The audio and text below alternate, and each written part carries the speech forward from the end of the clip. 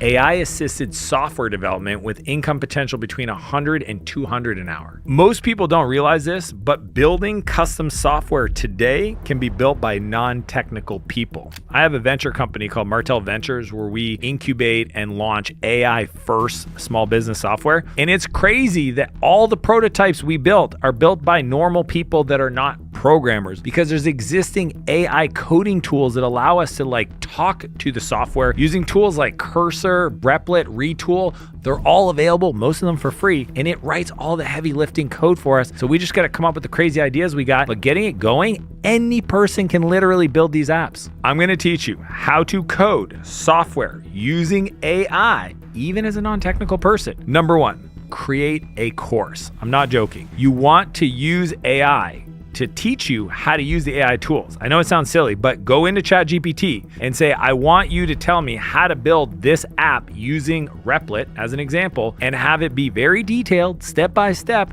and hit enter. Act as a programmer, act as an expert, follow my prompt structure, and it will tell you exactly how to sign up for the software, configure it, what prompts to put in there to have it generate the code, and then even tell you how to run it. Number two, find a problem. My favorite thing to do is to talk to consultants who are working with small business customers or CEOs or entrepreneurs or whoever you want to sell products to, and ask them, what are people asking you to solve over and over again? And then find those people to co-create software with you. They've got the problem. You've got the know-how. You take those things, you put it together, you have a business and you get paid to build these prototypes.